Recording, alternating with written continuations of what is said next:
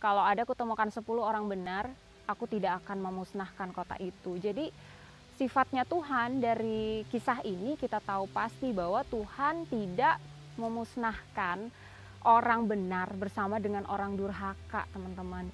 Jadi Tuhan itu memperhitungkan gitu loh setiap usaha kita untuk menyenangkan hati Tuhan.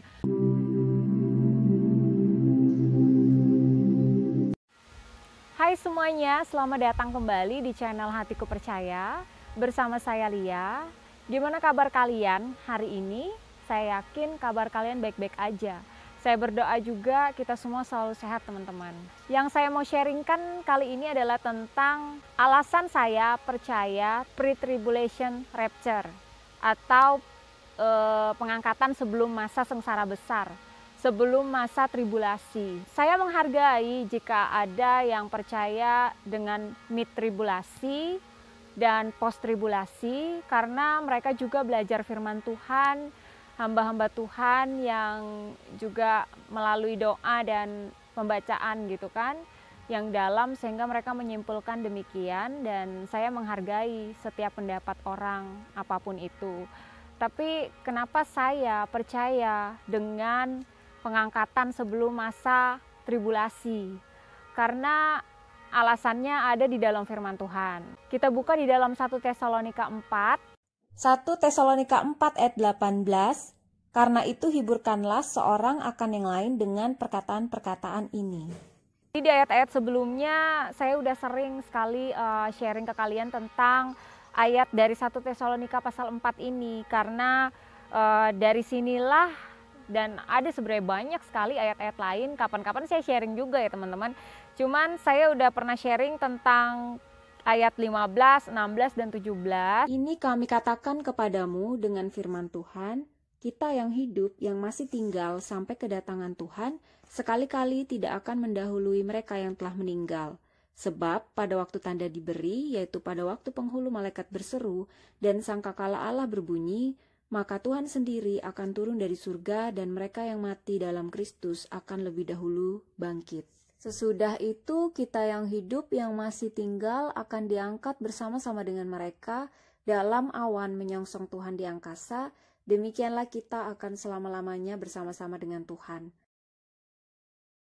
Kenapa di ayat 18 dikatakan hiburkanlah seorang dengan yang lain akan perkataan ini, dan di ayat-ayat sebelumnya ini juga bicara tentang kedatangan Tuhan perikopnya, dan berkata ayat sebelumnya bahwa kita akan menyongsong Tuhan dan kita tidak akan mati gitu semuanya, tetapi di kita yang hidup ini akan diubahkan gitu kan pada waktu malaikat berseru dan sangkakala Allah berbunyi. Jadi kita bersama dengan semua orang yang sudah meninggal, 12 anak Israel, dan dari kisahnya Adam ya, dari Adam sampai yang meninggal itu kan sampai ya yang sebelum-sebelum kita ya, udah berapa miliar orang gitu kan mungkin ya yang meninggal di dalam Kristus, dan mereka dibangkitkan, kemudian kita juga yang hidup diubahkan gitu ke tubuh kemuliaan. Dan ayat ini berkata karena itu hiburkanlah seorang akan yang lain dengan perkataan-perkataan ini. Seolah-olah ini tuh menjadi hal yang Tuhan ingin Paulus sampaikan, kalau kita nggak perlu takut, kita nggak perlu khawatir, kita dijaga, dipelihara oleh Tuhan.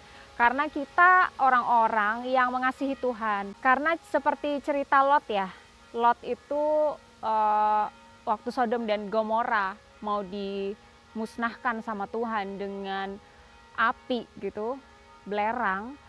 Pada saat itu ketika malaikat 3 orang bersama Tuhan sendiri, 2 malaikat dan Tuhan, datang kepada Abraham mengingatkan atau meneguhkan tentang janji Tuhan kepada Abraham lagi. Dan kemudian Abraham diberitahu sama Tuhan kalau Tuhan akan memusnahkan Sodom dan Gomora. Tuhan harus ngasih tahu dulu sama Abraham gitu, karena Abraham itu adalah orang yang saleh, orang yang setia, dan Tuhan memperhitungkan semua hal itu. Bahkan imannya Abraham tentang anaknya pun belum ada anaknya, tapi dia Dia terus beriman kepada Tuhan dan Tuhan memperhitungkan itu sebagai kebenaran.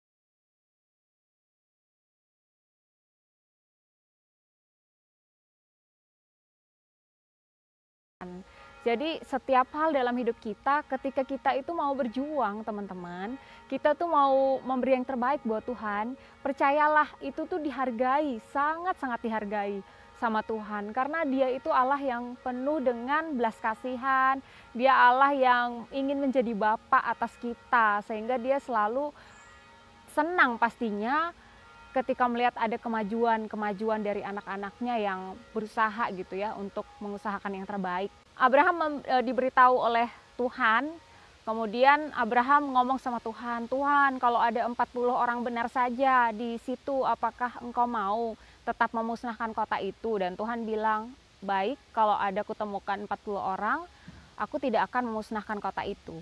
Negosiasi lagi 30 orang, Abraham nego lagi 20 orang. Abraham nego lagi sampai ke angka 10 orang. Tuhan, kalau ada 10 orang di kota itu, apakah engkau akan memusnahkan kota itu bersama 10 orang benar yang kau temui yang ada di kota itu? Kata Tuhan, baik, kalau ada kutemukan 10 orang benar, aku tidak akan memusnahkan kota itu. Jadi sifatnya Tuhan dari kisah ini kita tahu pasti bahwa Tuhan tidak memusnahkan orang benar bersama dengan orang durhaka, teman-teman. Jadi Tuhan itu memperhitungkan gitu loh setiap usaha kita untuk menyenangkan hati Tuhan.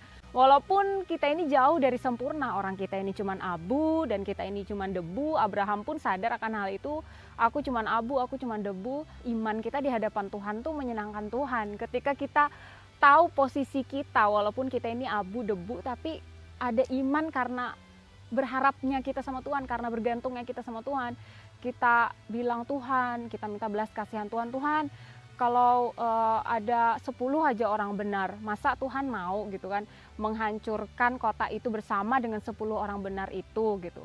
Nah Tuhan karakternya nggak kayak gitu teman-teman. Jadi itu yang membuat saya yakin hubungannya dengan rapture ya. Jadi ketika memang waktu masa tribulasi itu cawan murka Tuhan kan tertumpah kepada dunia, kepada orang-orang yang nggak mau percaya Yesus, yang ketika Injil sudah diberitakan ke seluruh dunia dan mereka memilih untuk menolak, ya murka Tuhan tertumpah buat mereka.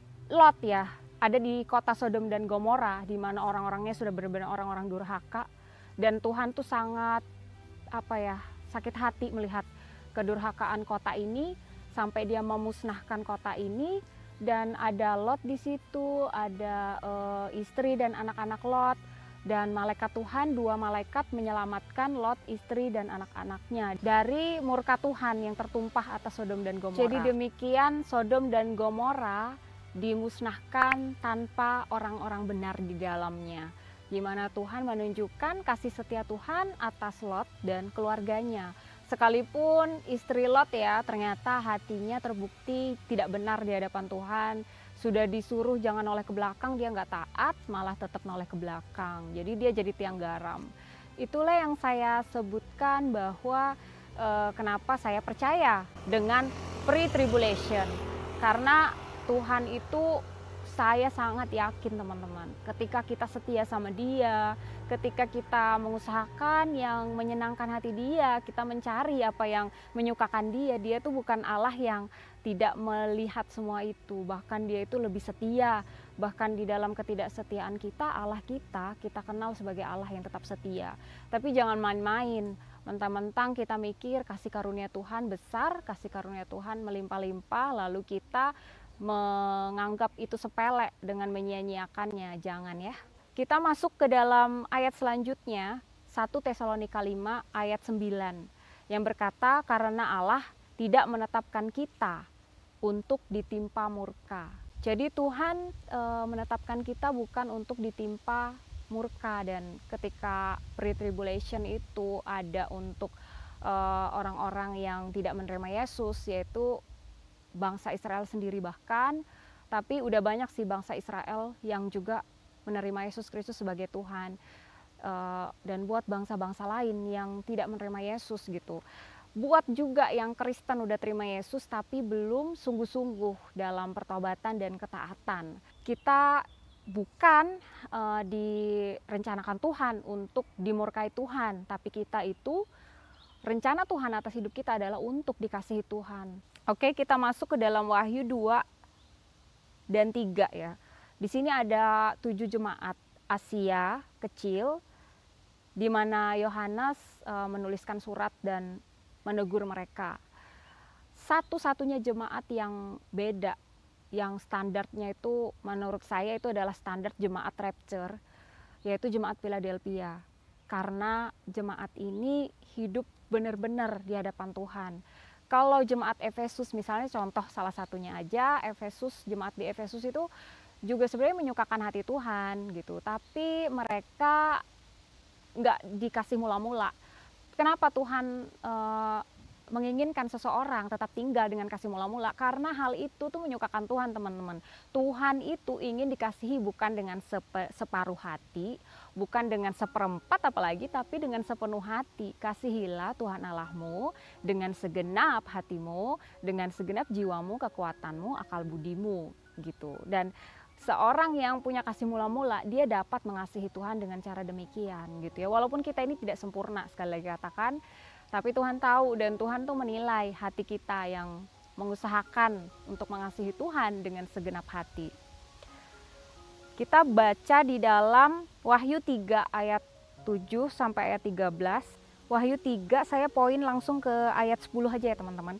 Karena engkau menuruti firmanku untuk tekun menantikan aku, maka aku pun akan melindungi engkau dari hari pencobaan yang akan datang atas seluruh dunia untuk mencobai mereka yang diam di bumi. Jadi ini satu-satunya firman Tuhan kepada dari 7 jemaat itu cuma satu yang Tuhan benar-benar kasih janji bahwa karena engkau tekun menantikan aku, maka aku pun akan melindungi engkau dari hari pencobaan yang akan datang atas seluruh dunia untuk mencobai mereka yang diam di bumi.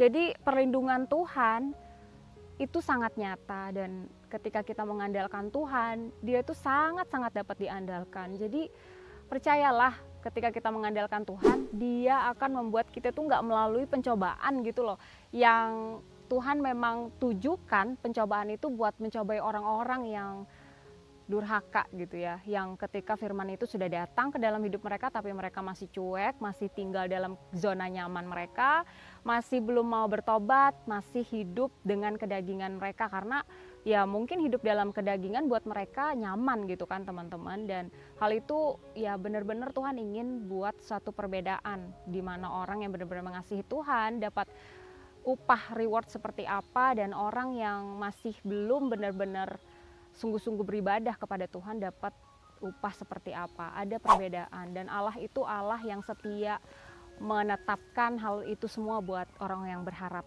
kepada Tuhan. Saya kira itu aja ya yang saya sharingkan hari ini.